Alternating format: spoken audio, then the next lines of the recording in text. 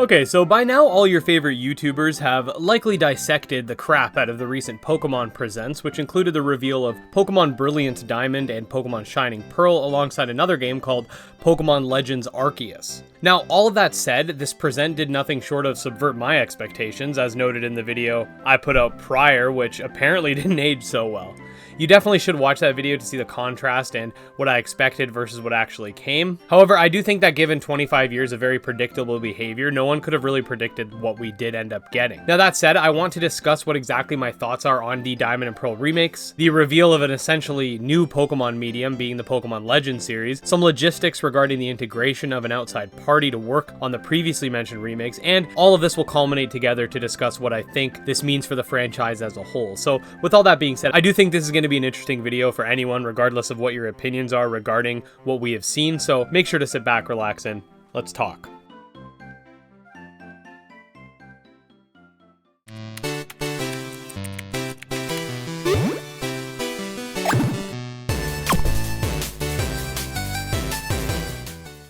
Okay, so let's quickly get my opinions out of the way. Firstly, regarding Pokemon Diamond and Pearl remakes, I have some mixed opinions about the games. However, I am leaning towards the more positive than the negative. So firstly, and this is going to be important for later, the game is being developed by a separate entity, being ILCA, and it seems it's being overseen by Masuda. Now, as you can see by the gameplay, it features a more chibi-esque art style, which has been a point of contention for a lot of people, and I've seen people try to talk this off as Sword and Shield haters who are hating on this, but I've personally seen disdain for this art style from both Sword and Shield critics and enthusiasts alike. The people who actually don't really care about this art style, including myself, are also a mixed bag of people who either did or didn't enjoy Switch. This isn't some big conspiracy about how people who dislike Switch can't be pleased. This is something that just people either like or they don't.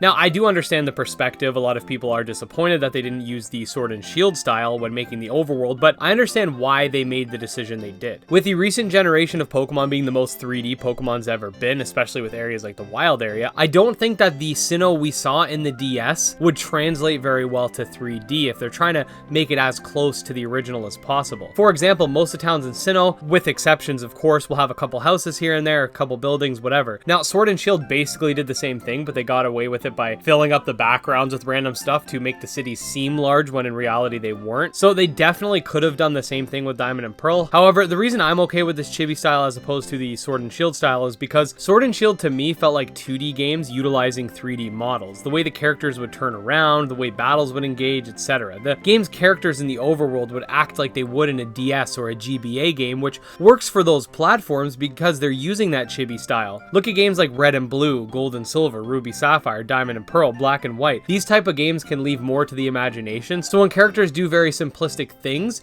you can infer what's happening. It doesn't very well translate to a 3D game though. When your rival Silver pushes you in front of Elm's lab, there's more weight to it in 2D, even though it's just two sprites pushing each other. The same exact sequence would look ridiculous in a 3D Pokemon game. So while I can definitely understand the critique that the chibi sprites don't look as good as perhaps people would like, and maybe the Let's Go style would have been better, I'm not complaining because I personally don't mind it at all. Another large point of contentions with the game is something that was said during the presents, and that being the narrator saying that the games will be faithful remakes, and later on the other narrator states that you can enjoy a grand adventure together with all of the Pokemon from Diamond and Pearl versions. So these statements have led a lot of people to believe that these games will be one-to-one remakes, which isn't actually completely true. The Pokemon website does state that the games will have more modernized quality of life features, which I'm assuming is referring to the overabundance of HMs in the original games. So those will likely be changed to some sort of item, and I'm sure there'll be other tweaks here and there. They did also mention that scaling and locations have been carefully preserved, which is pretty much something that other remakes have done, so I wouldn't really look too much into that either. The real issue comes from the idea that these games will essentially be Diamond and Pearl just in HD with a couple small tweaks. This would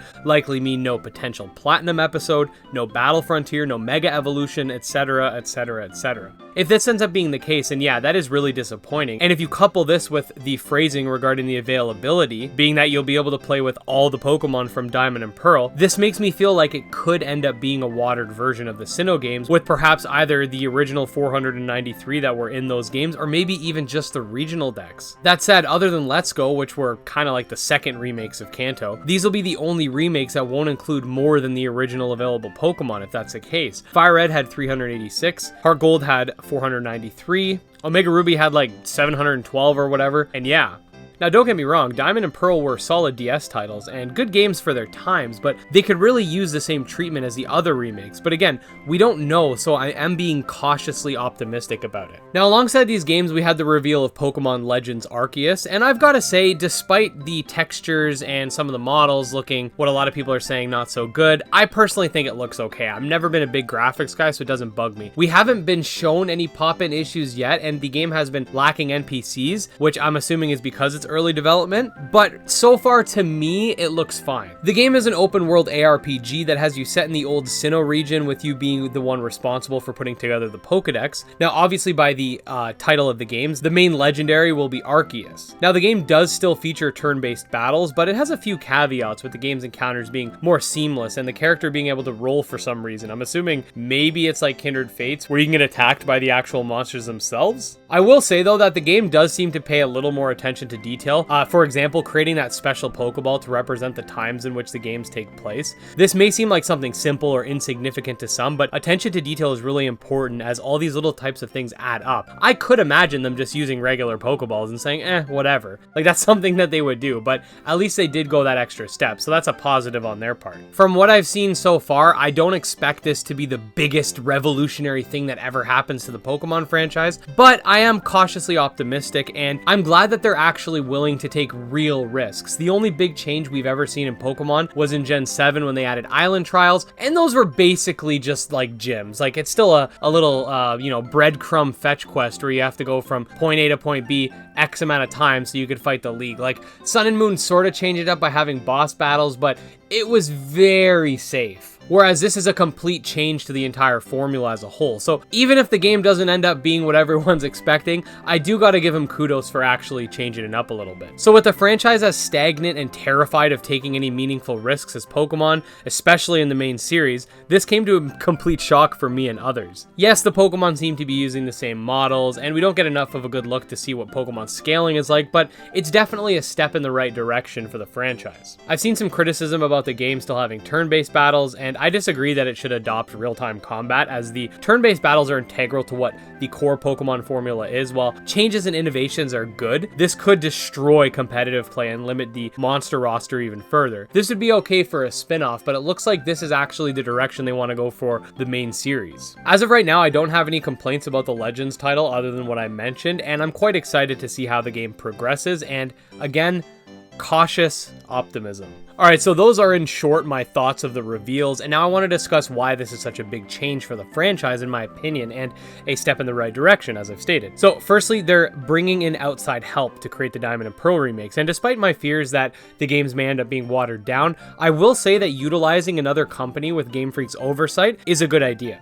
A similar example is how Call of Duty games would come out every year and there'd be two separate companies that would work on each game, giving 2 years of development instead of 1. Now, before people chime in the comments and say that's different, yes, I know it's different, it's just an example. Just because it's not the exact same doesn't mean that the similarities aren't present. Now, giving the team a longer development cycle between releases could allow for a much more polished product, and is what a lot of fans have been asking for. Now, I'm not sure if the Legends format will be a new normal for the main series of Pokemon. However, even if it's not, the idea of having a Pokemon Legends subcategory of games can further extend the life cycle of each generation. Having these story-driven open-world Pokemon games shoehorned into each gen could be really interesting. The generations could perhaps even end up going back to 4-year cycles. So let's say, you have Gen 9. Then the year after you have DLC. Then the year after that, I don't know, you have some Legends game, Pokemon Legends Celebi or something. Then maybe they'll end up doing an expansion for that the next year. And then that way they have something coming out every year because they're so insistent on having that. The world of Pokemon and lore surrounding it has so much more to offer than, oh, here's like 80 more Pokemon, have fun in a new region. Games like Pokemon Coliseum,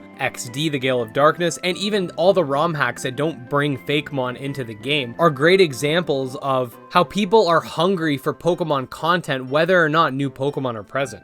I'm gonna say this one more time. I'm cautiously optimistic. I'm not saying that this is gonna be the next big thing and Pokemon saved and, our prayers have been answered, but I will say, once again, this is a step in the right direction. Thank you guys so much for sitting here and listening to this madman's thoughts. If you're new to the channel, definitely consider subscribing. I already have a few videos planned out for the upcoming titles, and we'll be covering any news we get regarding them regularly. These really do interest me. Whether or not they're going to end up being really good games is yet to be seen, but I'm definitely intrigued. If you're new to the channel, this channel focuses on monster taming games, which include more than just Pokemon. You have games like Temtem, Kindred Fates, Coralmon, Monster Crown, Sky Climbers, etc. And each of these games provide a different and unique experience from one another. So if you do want to find out more about Pokemon-esque games or games that are within the same genre as Pokemon, definitely consider subscribing. You can also check out our Monster Taming Discord for more information. I'll see you guys in the next one. Peace.